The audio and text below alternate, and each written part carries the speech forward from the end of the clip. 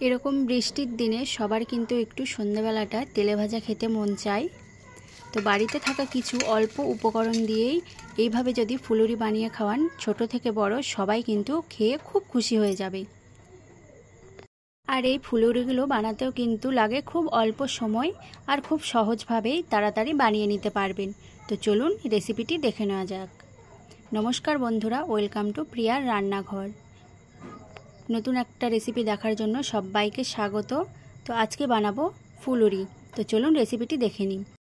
এখানে আমি নিয়ে নিয়েছি 1 কাপ মতো বেসন, আর এখানে দিয়ে দেব সামান্য পরিমাণে লবণ, অল্প হলুদ গুঁড়ো আর সামান্য পরিমাণে লঙ্কা গুঁড়ো, আর দিয়ে দেব কিছুটা কাঁচা লঙ্কা কুচি, আর এখানে দিয়ে দেব বেকিং সোডা আর অল্প কালো জিরে। এবার সবগুলো উপকরণকে একসাথে একটু ভালো করে মিশিয়ে নেব। এবার অল্প অল্প জল নিয়ে আমি একটা ঘন ব্যাটার তৈরি করে নেব। অল্প অল্প জল দিয়ে কিন্তু ব্যাটারটা রেডি করতে হবে, আর ভালো করে কিন্তু ব্যাটারটা ফেটিয়ে নিতে হবে। যত ফাটাবেন তত কিন্তু ফুলুরিগুলো খুব ভালো ফুলবে। এদিকে আমার ব্যাটারটাও কিন্তু পারফেক্টভাবে রেডি হয়ে গেছে, আর এখানে তেলটা আমি হালকা গরম হতে দিয়ে দিয়েছিলাম। এবার আমি ফুলুরিগুলো একটা একটা করে ছেড়ে দেব। তেলের মধ্যে দেওয়ার সাথে সাথেই কিন্তু ভেসে উঠছে, মানে ব্যাটারটা কিন্তু একদম ঠিকভাবেই তৈরি হয়েছে।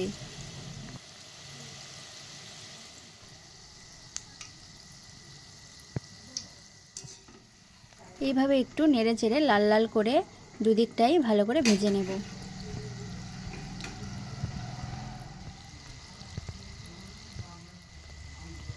এবার আমার ফুলুরিগুলো কিন্তু একদম ভাজা হয়ে গেছে। এবার ছাঁকনির সাহায্যে আমি এগুলো তুলে নেব। তুলে একটি প্লেটে রেখে দেব।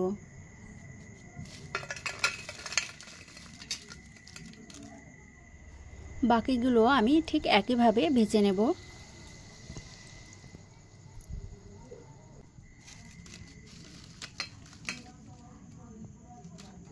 আওয়াজটা শুনেই কিন্তু বোঝা যাচ্ছে যে কতটা মুচমুচে হয়েছে।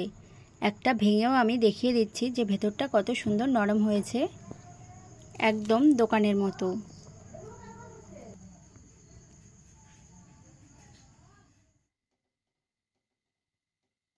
এভাবে একবার বাড়িতে ফুলুরি বানিয়ে খেলে কিন্তু সবাই বারবার খেতে চাইবে, আর দোকান থেকেও কিনে খেতে হবে না।